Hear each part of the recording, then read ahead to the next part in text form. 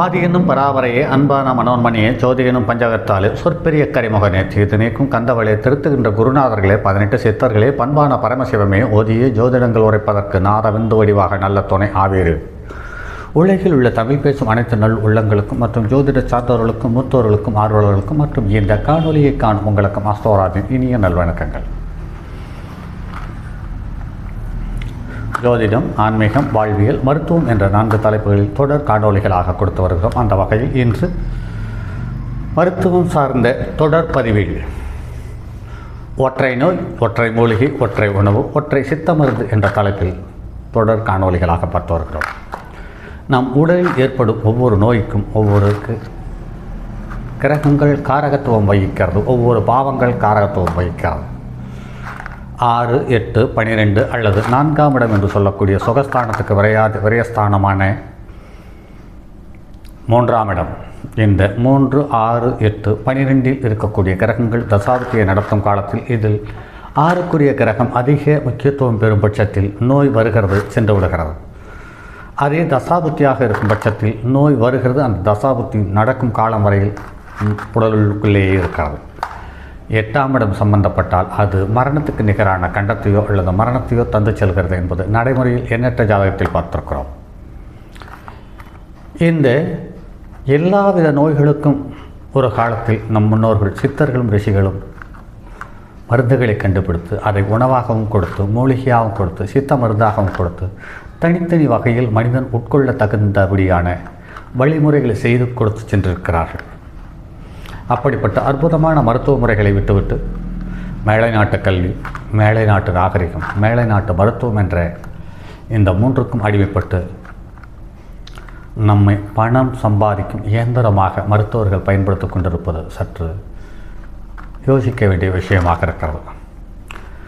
இப்படி இருக்கும் பட்சத்தில் நான் தரும் பதிவுகள் அனைத்தும் பட்டிக்காட்டிலோ அல்லது கிராமத்து பகுதியிலோ வசிப்பவர்களுக்கு நான் சொல்லக்கூடிய உணவு வகையில் சுமார் 95% அவர்கள் ஏற்கனவே தெரிந்து வைத்திருக்கக்கூடிய தகவலாகவே இருக்கும். ஆனால் இதற்கு இந்த மருந்து அல்லது இந்த உணவு என்று அடையாளம் தெரியாமல் நிறைய பேர் இருக்கலாம். அவர்களுக்கு இது இந்த மாதிரி பதிவுகள் ஒரு பக்கபலமாக அமையும் என்பதில் மாற்று கருத்தில்லை.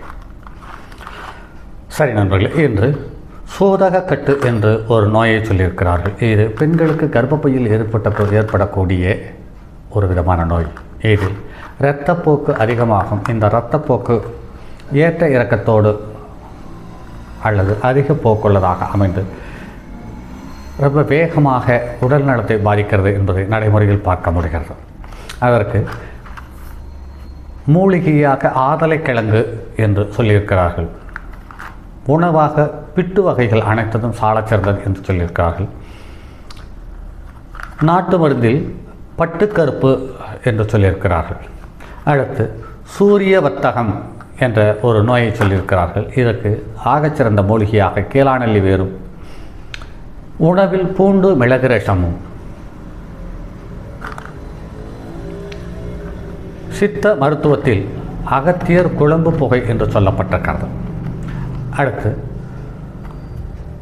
சூதக வழி என்று பார்க்கும் பொழுது பாகற்காய் சாறு அல்லது பாகல் இலை சாறு மூலிகையாகவும், கல்யாண முருங்கை அடையை உணவாகவும், அசோகாதி மாத்திரைகள் என்ற மாத்திரையை சித்த மருந்தாகவும் அடையாளம் காட்டியிருக்கிறார்கள். சுகப்பிரசவம் என்று பார்க்கும் பொழுது முன்னை என்ற மூலிகையும், வெந்தய கஞ்சி மற்றும் இளநீரை சாப்பிட்டு வர வேகமாக பிரசவமாகும் என்று சொல்லியிருக்கிறார்கள்.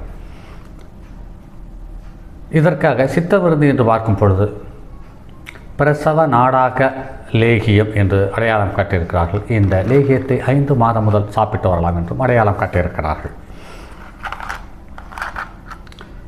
சூழல் மாசு ஏற்படுத்தக்கூடிய தொந்தரவுகளை சரி செய்வதற்கு அகத்திக்கீரையை மூலிகையாகவும், மிளகு சீரக பொங்கலை உணவுப் பொருளாகவும், பஞ்சகவ்யத்தை சித்த மருந்தாகவும் பயன்படுத்தலாம் என்று சொல்லப்பட்டிருக்கிறது. கர்ப்பப்பையில் இருக்கக்கூடிய சீல் மற்றும் புண்ணை சரி செய்வதற்காக மூலிகையாக மருதாணை எடுத்துக்கொள்ளலாம். உணவாக குப்பை மேனி, பூண்டு கடையல், அதாவது கடைந்து சாப்பிடுவது சாலச் சிறந்ததாக அடையாளம் காட்டப்பட்டிருக்கிறது. இதற்கு குமரி லேகியம் என்று சொல்லக்கூடிய சோற்றுக்கற்றாழை லேகியத்தை இதை அடையாளம் காட்டியிருக்கிறார்கள். கர்ப்பப்பை வளர்ச்சியின்மையை சரி செய்வது புத்தாமணி என்ற தட்டைப்பயிறு. பாருங்கள் நண்பர்களே, இது மூலிகையாக அடையாளப்படுத்தியிருக்கிறார்கள். இதற்கு சிறந்த உணவுப் பொருளாக செம்பருத்திப்பூ தோசை சிறப்பாக இருக்கும் என்று சொல்லப்படுகிறது. அடுத்தது நாட்டு மருந்தாக நல்லெண்ணெய், உளுந்து, கருப்பட்டி சாப்பிட்டு வர இது ஆகச்சிறந்த மருந்தாக அடையாளம் காட்டப்பட்டிருக்கிறது. இதைத்தான் ஒரு பெண் பருவமடைந்த காலத்திலிருந்து திருமணம் வரை ஒவ்வொரு ஊரிலும் ஒவ்வொரு விதமான விசேஷத்தை அடையாளம் காட்டி அந்த குழந்தைக்கு சின்ன வயதிலிருந்தே கொடுத்து அவர்களை பலப்படுத்தி வைத்திருக்கிறார்கள். ஆனால் இன்று சின்ன வயதாவது பெரிய வயதாகாத கல்வி மட்டும்தான் முக்கியம், கௌரவம் மட்டும்தான் முக்கியம் என்ற ஒரு சூழ்நிலைக்கு தள்ளப்பட்டதால் இந்த குழந்தைகளுக்கு இந்த மாதிரி உணவுப் பொருள் என்ன என்றே தெரியாமலே போய்விட்டது. இருந்தாலும் இந்த பதிவை பார்க்கும் நீங்கள் இந்த ஒரு விதமான மருந்தையாவது, அதாவது நல்லெண்ணெய், உளுந்து, கருப்பட்டி இதை சேர்ந்த வடை அல்லது அடை சுட்டு சாப்பிட்டு பாருங்கள்.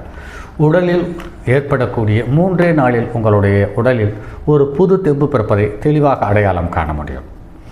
அடுத்து காது மந்தத்திற்காக தூதுவளை மருள் என்ற மூலிகையை எடுத்துக்கொள்ளலாம். வல்லாரை துவையல் உணவாக எடுத்துக்கொள்ளலாம். மத்தான் தைலம் என்ற தைலத்தை நாட்டு மருந்தாக அடையாளம் காட்டியிருக்கிறார்கள்.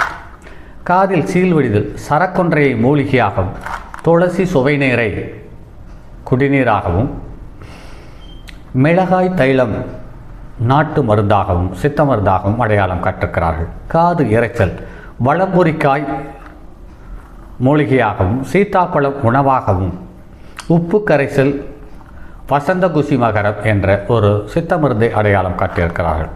மஞ்சள் காமாலை என்று பார்க்கும் பொழுது அவுரி, கற்றாழை வேர், வெங்காயம் இந்த 3ஐயும் மூலிகையாக அடையாளம் காட்டியிருக்கிறார்கள். முள்ளங்கி மற்றும் கரும்பு சாறை உணவாக அடையாளம் காட்டியிருக்கிறார்கள்.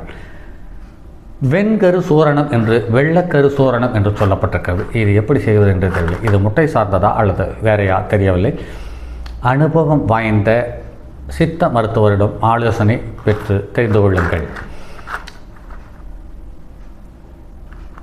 அடுத்து கால் கடுவன் என்ற கடுகடுவென்று கால் வலிப்பது சார்ந்த தகவலை இது ஆடுதிண்டாப்பாலை மூலிகையாகவும், கருஞ்சீரக பொங்கலை உணவாகவும், கந்தக ரசாயனம் என்ற சித்த மருந்தை மருந்தாகவும் எடுத்துக்கொள்ளலாம் என்று சொல்லப்பட்டிருக்கிறது.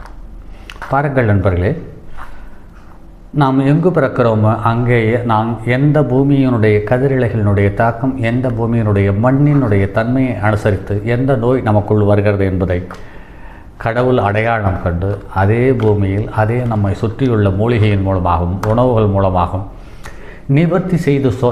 நிவர்த்தி செய்து கொள்ளக்கூடிய அதிர்ஷ்டமான வாய்ப்பையும் அள்ளித்தந்து சென்றிருக்கிறார்கள் என்பதை நினைக்கும் போது சற்று பெருமிதமாக இருக்கிறது. இப்படி எண்ணற்ற தகவல்கள் புதைந்து மண்ணில் மறைந்து போய்கொண்டிருக்கிறது. ஓரிருவர் தெரிந்து அதை வெளிப்படுத்தக்கூடிய சூழ்நிலை வந்தாலுமே கூட அதை கவனிக்கக்கூட நேரம் இல்லாமல் சின்ன சின்ன காணொளிகளை பார்த்து மனிதன் காலத்தை போக்கிக் கொண்டிருக்கிறான் என்பது சற்று வித்தியாசமான தகவலும் கூட, யதார்த்த உண்மையும் அதுதான். சரி நண்பர்களே, மற்றும் அடுத்தது ஒரு பதிவில் சந்திப்போம். அதுவரை உங்களிடமிருந்து விடைபெறுவது உங்கள் அன்பு நண்பன் எம் ராஜரத்தினம். தங்கமான் மழுவோடேந்தி தன்மதி தலையில் கொண்டோன் மங்கையர் பதிக்கச் சொன்ன மாமொழி ஜோதிடத்தை இங்கு யாம் உரைப்பதற்கோர் எமை என்னும் பிழை வராமல் காக்க செங்கன் மால் மருகன் யானைச்சரன் பதம் காப்பதான்.